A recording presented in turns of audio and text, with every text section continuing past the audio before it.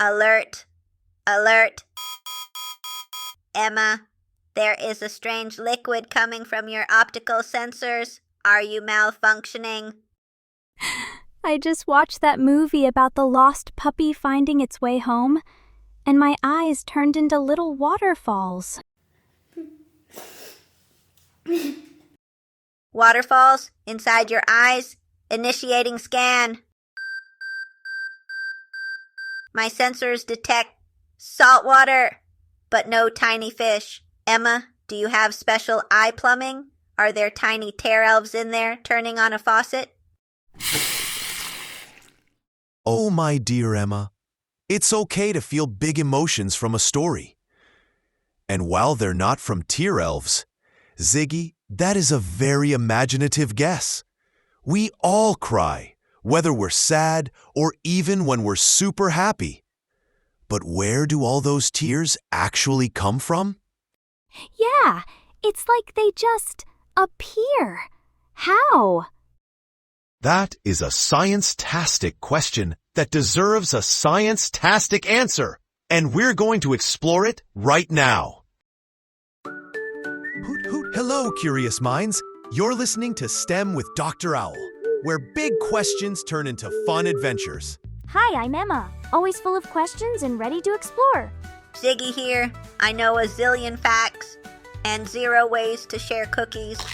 If you like our show, please share with a friend, a teacher, or your whole class. Oh, your neighbor's cat.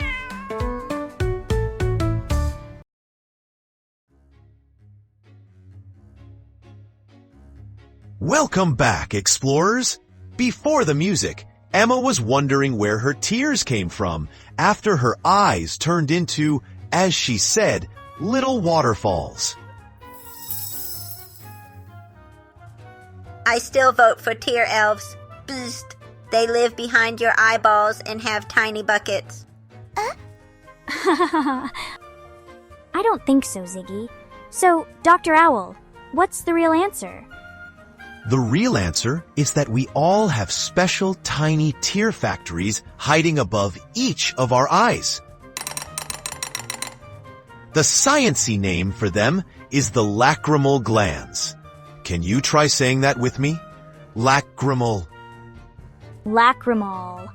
Lacrimal glands. So they're like little factories just for making tears? Exactly. And when you blink, your eyelids are like little windshield wipers, spreading a tiny, fresh layer of tears over your eyes to keep them clean and moist. Now, that brings me to a little trivia question for you two, and for all our explorers listening. Are you ready? Ready for the QuizBot challenge? All right, QuizBot, here it is. True or false? All tears are exactly the same. They look the same. And they taste salty. I know that from experience. So, I'm going to say true. I also vote true. Salt water is salt water. Final answer, pspup. That's a great guess from both of you, but the answer is actually false. What? No way. It's true. Scientists have discovered that we have 3 different types of tears. Think of them as tear teams, and each team has a different job. Oh, like superheroes, the Tear Vengers. Ho ho! Exactly, Ziggy. First up is Team 1, the basal tears.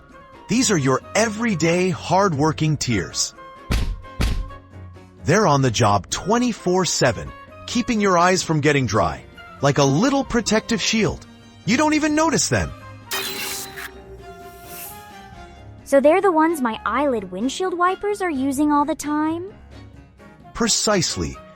Now for Team 2, the reflex tears. These are your emergency tears.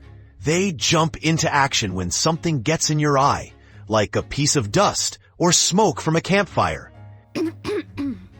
Their job is to rush in and wash the annoying thing out. Oh, I know another one that makes reflex tears show up. Onions. Why do those sneaky vegetables make my circuits all weepy? An excellent question, Ziggy. When you cut an onion, it releases an invisible gas into the air. When that gas mixes with the water in your eyes, it creates a very mild acid. It doesn't hurt you, but your eye senses it and says, "Emergency!" Send in the reflex tears to wash this away. Wow. So that stinging feeling is my eye sending an SOS to my lacrimal glands? You got it. And that brings us to our third and most mysterious team, the emotional tears. These are the tears that came to visit you during the puppy movie, Emma. They show up when you feel a really big emotion, like sadness, happiness, frustration, or even relief. But why? Why does feeling sad make water come out of your eyes? It doesn't compute. Beep boop error. Our brains are like the super smart mission control for our bodies. When we feel a big, overwhelming emotion, our brain sends a signal to our tear factories, the lacrimal glands, and tells them to open the floodgates. Scientists think it's our body's special way of calming us down. Crying can actually help you feel better afterward. So my brain was giving my body a little hug by letting me cry? That's a beautiful way to put it, Emma. Now, for our final mystery of the day. When you cry a lot, what else happens? Think about it. Oh, my nose gets all runny. It's so annoying. My smell sensors also get drippy. It's very illogical. There's a perfect scientific reason for that. Your tears don't just roll down your cheeks. At the inner corner of your eyelids, you have tiny, tiny holes, almost too small to see. They're called puncta. These holes are little drains. Drains? In my eyelids? Yep, and they work like the drain in your bathtub. The tears flow down those tiny drains and go right into your nose. So when you cry a lot, your nose gets full of tears, and that's why it starts to run.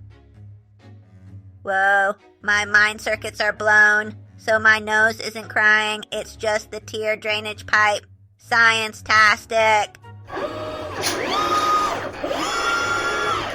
You've got it. So let's recap, explorers. Our tears are made in our lacrimal glands. We have 3 types. Basal tears for everyday moisture. Reflex tears for emergencies like dust and onions. And emotional tears for big feelings. And when we're done with them, they drain through tiny holes into our nose. That is so much cooler than tear elves. Agreed.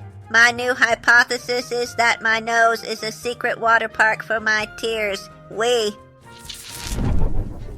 Ho ho! Well, whatever you imagine, just remember to stay curious. You never know what amazing discoveries you'll make. That's all the time we have for today, explorers. Keep asking questions. And keep exploring. And don't blame the onions. Bist, beep boop.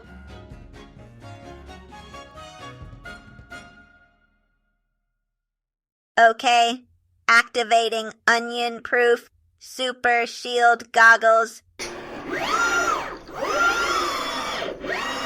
Now, Mr. Onion, you are no match for Ziggy.